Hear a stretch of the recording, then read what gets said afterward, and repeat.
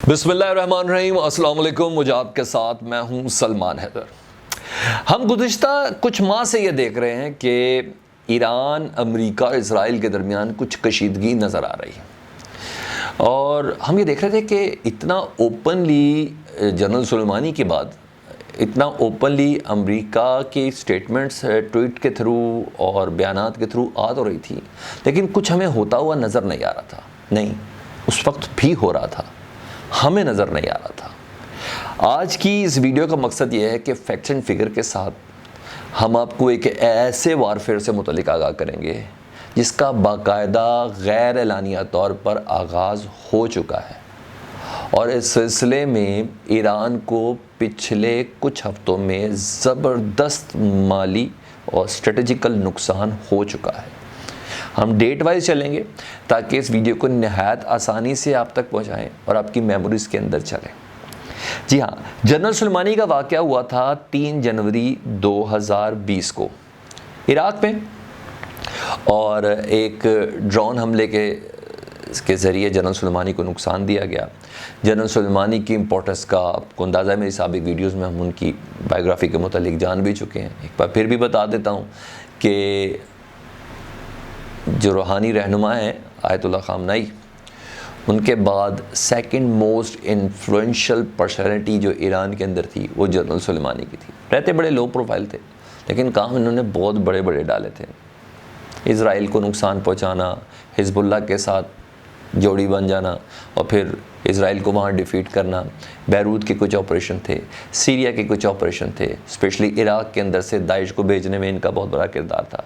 तो जनरल सुलेमानी का एक बहुत बड़ा धचका था, जिसका कतन मैं ये नहीं कहता कि कोई जज्बाती तरीका था, लेकिन फिर भी ईरान को जवाब देना था। ईरान ने ऐनुल असद एयरबेस पर अमेरिका को इसका मुंह तोड़ जवाब दिया। इब्तिदा में अमेरिका ये कहता था, इवन डोनाल्ड ट्रंप कहते थे कि किसी किस्म का कोई जानी या माली नुकसान नहीं हुआ, लेकिन फिर पता चल गया कि नहीं, बहुत ज़्यादा जानी नुकसान हुआ है। फिर ताबूतों की, अमेरिकी परचम में लिपटे ताबूत जो जा रहे थे इराक़ से, उनकी तस्वीरें भी लीक हो गई। सो पता चल गया कि एक बड़ा नुकसान था, लेकिन फिर समझ नहीं आ रही थी कि इतनी लाशों को अमेरिकी अवाम के सामने छुपा तो नहीं रह सकता ना। उसके बाद क्या हुआ, मगर फिर हमने साथ देखा कि यूक्रेन का एक जहाज़ था, उनकी एयर स्पेस से गुजरा था ईरान की, वो तबाह हो गया मिसाइल अटैक से। इब्तदाई तफ्तीश हुई, पता चला इसको हादसा गर्दाना गया, लेकिन उस वक्त मैंने एक वीडियो बनाई थी कि वो हादसा नहीं था। एक सर्टन एविएशन के कुछ कोड्स होते हैं, जो इन कोड्स के थ्रू मैप पे पूरा जहाज़ नज़र नहीं आ रहा होता, जहाज़ का एक साइन नज़र आता है, उस साइन के कुछ कोड्स होते हैं। उन कोड्स में ये करना बहुत ही मुश्किल होता है और नहायत ज़िम्मेदारी का काम होता है कि ये कोई जंगी जहाज़ जा रहा है, कि ये कोई पैसेंजर प्लेन है, ये कोई कमर्शियल फ़्लाइट है, या कोई C-130 है। ये कोड होता है जो जनरेट किया जाता है। और उस वक्त मैंने कहा था कि एक साइबर हमले के ज़रिए ना, जो ये यूक्रेन का प्लेन है ना, उसको एक जंगी जहाज़ का कोड दिया गया था, जिसको उनके रडार ने मॉनिटर किया और ईरान ने अपनी गलती तस्लीम की और इस जहाज़ को उड़ा दिया, गिरा दिया। शदीद माली नुकसान हुआ और जानी नुकसान हुआ। ईरान को बैकफुट पे आना पड़ा था, हालांकि जनरल सुलेमानी की वजह से और फिर ऐनुल असद एयरबेस की वजह से ईरान आ गया था। लेकिन ये 8 जनवरी को ये वाक़या हुआ, जिसके बाद ये कहने वाले कहते हैं कि, बल्कि हम हिस्ट्री भी बताएंगे इसकी, ऐसे नहीं है, पूरी हिस्ट्री के साथ बात करेंगे कि ये इज़राइल और अमेरिका की एक सर्टन स्ट्रेटजी थी, जिसकी बिना पर वो कहते हैं ना कि इतनी मुसीबत अगले को डाल दो अपनी पड़ जाए। तो सारी बार पूरी दुनिया का शोर होगा। मीडिया, ना सिर्फ सरबराहान मुमलिकत ने ईरान को बहुत ज़्यादा कंप्रेस किया और ख़ुद ईरान के अंदर से भी आवाज़ें उठना शुरू हो गई। तो एक स्ट्रेटजी थी जो कामयाब हुई। उसके बाद क्या हुआ, हम देख रहे थे कि ईरान में ना यके बाद देख रहे, ये जुलाई के आखिर में और जुलाई के शुरू में और जून के आखिर में ना कुछ ऐसे हमले होना शुरू हो गए, जिसमें पहला धमाका एक पोली क्लिनिक में हुआ 1 जुलाई को। ये कहने को तो एक पोली क्लिनिक था, शदीद नुकसान हुआ, लेकिन ईरानी मीडिया ने भी इसको रोक के रखा। पता चला कि स्ट्रेटेजिक पर्पस के हवाले से ये एक ऐसी जगह थी, यहाँ असम्बल होते थे सेंट्रीफ्यूजेस रिएक्टर के लिए, ठीक है, जिस पर यह हमला किया गया था। पहला ये धमाका था ईरानी पोली क्लिनिक में 1 जुलाई को, जिससे मुतल्लिक ईरान की इंतज़ामिया यही कह रही थी कि एक हादसा हुआ है, अनफॉर्चुनेट हादसा हुआ है, लेकिन ईरान की आवाम के अंदर शोर बुलंद होना शुरू हो गया था। अच्छा, दूसरा धमाका ना नेतन्स का एटमी तहकीकाती मरकज़ है जी इस्फहान में, ये 2 जुलाई को हुआ था। मेरा ख्याल है कि मेरा इशारा आप समझ रहे हैं कि जब दुनिया की 6 सुपर पावर्स और ईरान के दरमियान कॉन्ट्रैक्ट हुआ था ना, उसमें यही एटमी तहकीकाती जो मरकज़ है ना, इसके मुतालिक बार बार कहा जाता था। एक ये था और एक बू शहर था, वो भी मैं आपको बताता हूँ। अच्छा, फिर एक तीसरा धमाका हुआ 7 जुलाई को, उसको कहते हैं कि ऑक्सीजन सिलेंडर फटे थे। हालांकि उससे भी मुतालिक है कि ये स्ट्रेटजिकल कुछ डिप्लॉयमेंट्स थी उधर, या कुछ ऐसा काम था, कोई ऐसी फैक्ट्री थी जहाँ ये हुआ है, लेकिन कहा गया कि एक सिलेंडर धमाका था। जब ये तीसरा धमाका हुआ ना, तो फिर जो ईरानी सदर हैं हसन रूहानी साहब ने मीडिया के सामने कहा कि जी जनाब, ये बाकायदा एक वार का आगाज़ हो गया और ये मगरिब की जानिब से हुआ है। मगरिब में इशारा जारी बात है, अमेरिका होगा, इजराइल होगा, उनकी तरफ से हुआ है, लेकिन इसका मुंह तोड़ जवाब देंगे।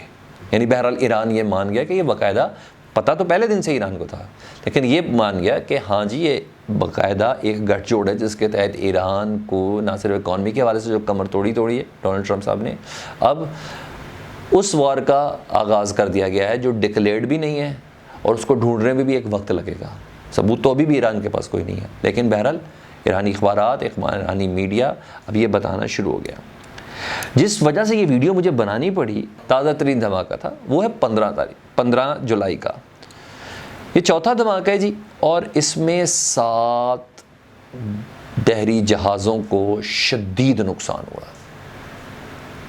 इतने ज़्यादा कोइंसिडेंट नहीं हो सकते थे।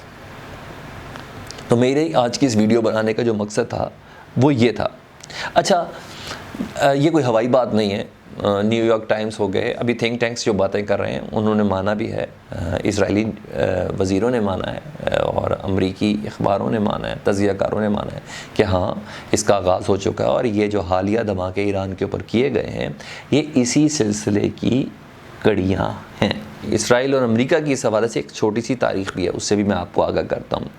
इराकी न्यूक्लियर रिएक्टर था जी 1981 में, उस पर हमला किया गया था, ठीक है जी, और उसराक शहर था जहाँ ये हमला किया गया था। ये सारी तारीख़ है। उसके बाद शाम का जो न्यूक्लियर रिएक्टर था ना, अल कबीर जगह का नाम है, 2007 में वहाँ हमला करके उस रिएक्टर को उड़ाया गया इजराइल की जानिब से, जिनको वो खुद भी माने। और ये एक साइबर हमला था। और इन 2 हमलों को देखते हुए, इसराइल की टेक्निक्स और स्ट्रेटजी को देखते हुए अमेरिका ने इसको अडॉप्ट किया। और आपको 2009 याद होगा, 2009 में अमेरिका ने ईरानी न्यूक्लियर सेंट्रीफ्यूजेस जहाँ मेकिंग होती थी, उधर एक साइबर हमला किया था। और उस वक्त कहा जा रहा था 2009 में कि ईरान अपने एटमी जो पावर है, जो ताकत हासिल कर रहा है, उसमें 5 साल पीछे चला गया है। ठीक, तो ये पूरी हिस्ट्री है कि कोई हवाई गुफ्तगू नहीं है। अच्छा, मैं अब आगे बढ़ना चाह रहा हूँ ताकि आपको कुछ मज़ीद डिटेल भी सुना सकूँ, ताकि पता चल सके कि होने जा क्या रहा है। इसको बैनुल-अक़वामी मीडिया साइबर अटैक कह रहा है, एक नफ्सियाती जंग कह रहा है, क्योंकि साइबर अटैक भी सेफ़ है, नफ्सियाती जंग भी सेफ़ है। ईरान के साथ दू बदू लड़ना इतना आसान काम नहीं है, जिसके बाद लॉस करने के लिए कितना कुछ हो ना, तो अगर दू बदू जंग हो या मिज़ाइल अटैक्स अगर सीधा इस तरह के होने लग जाए ना, तो फिर अगला भी फ़ौरन रिएक्ट करता है। और ऐसे मौके पे जब इस रीजन के अंदर अमेरिका और इजराइल की इतनी सेंसिटिविटी है, मुख्तलिफ जगहों पे अमेरिकन फोर्सेस की इतनी डिप्लॉयमेंट है, हमने देख लिया ना अल असद एयरबेस के ऊपर, फ़ौरन हमला हुआ, जवाब दिया उसने। तो अब ईरान को कमज़ोर करने के लिए स्ट्रेटजी ये इख्तियार की गई है कि साइबर अटैक किया जाए या नफ्सियाती जंग। नफ्सियाती जंग का मतलब है कि आप किसी को बर्दाश्त कराएं। ये 4-5 हमले हो गए ना, ये नफ्सियाती जंग है ना, साइबर हमले के थ्रू, कि अब देखना ये है कि ईरान क्या करता है, अब देखना ये है कि ईरान क्या करता है। तो ये पूरी उसके साथ हो रहा है। रेफरेंस में आपको दूँ, डालिया डेस्कायल हैं जी, ये राइटर हैं जी वाशिंगटन पोस्ट की, और उन्होंने कहा है कि जी शैडो वॉर का आगाज़ हो चुका है। और अमरीकी अखबारात में ये बात क्लियर कट आ चुकी है कि कुछ इंटरनेशनल ऐसे प्रोजेक्ट हैं जिसमें अमरीका और इसराइल मिलकर काम कर रहे हैं। जी हाँ, वो यही प्रोजेक्ट हैं। ऐसे नहीं इंडिया ने रेलवे लाइन का रिस्क लिया, इंडिया को बहुत पहले इशारा हो चुका था। जिसने चाबहार बनानी हो तो रेल की पटरी क्यों नहीं बनाएगा जी? इतनी बड़ी चाबहार बनानी हो और रेल की पटरी नहीं बनानी। ये इशारे यही वाले हैं जो हालिया जुलाई के अंदर जो हमले हुए हैं, ये वजह थी। अच्छा, मैंने आपको बताया कि ईरान का वाहिद जौहरी पावर प्लांट है जी बूशहर बंदरगाह में। बूशहर बंदरगाह वही वाली जो 7 सुपर पावर्स बार बार बूशहर बूशहर बूशहर, जी हाँ, ये 20 किलोमीटर की दूरी पर है और इस बंदरगाह का नाम है, ईरान का ये वाहिद जौहरी पावर प्लांट है और बूशहर बंदरगाह, और ये तकरीबन 20 किलोमीटर दूर है। ठीक है, इससे कबल हमने देखा भी कि मुख्तलिफ मकामात पर ईरान के ना सिर्फ पासदारान पे हमले हो रहे हैं, हमें समझ आ रही है। हम इधर से जिंदल्ला का कह रहे हैं कि जी जिंदल्ला इस पे है, और वो जो जायदान के जो सर्टन इलाका है ना ईरान बलूचिस्तान का, तो वहाँ से वो ऑपरेट कर रही थी। इन्होंने उसको कहा, नेक्स्ट टाइम देखा कि हाँ ये लोग बंदे विटनेस लाए, हैंग कर दिया। लेकिन इन सब के पीछे कोई भी तहरीक किसी सपोर्ट के बगैर नहीं चल सकती और ईरान को सपोर्ट बाहर से ही हो रही है। सब नज़र आने वाले हाथ नज़र नहीं आ रहे। अच्छा, जब मैं ये बात सारी आपसे कर रहा हूँ ना, तो एक है नटाली बेनेट, जी हाँ, ये इज़राइली वज़ीर हैं और इन्होंने भी स्लिप नहीं हुआ, पूरी स्ट्रेटजी के साथ बोला। उन्होंने कहा जिस स्ट्रेटजी के साथ इस वक्त ईरान को टैकल किया जा रहा है, उस रीजन को टैकल किया जा रहा है, उस स्ट्रेटजी का नाम है ऑक्टोपस डॉक्ट्राइन। इस ऑक्टोपस डॉक्ट्राइन को समझना जरूरी है। ऑक्टोपस क्या काम करती है? किसी को मार देती है? नहीं, वो शिकंजे कसती है, नफ्सियाती तौर पर अपने शिकार को बेबस करती है। ये ऑक्टोपस का काम है।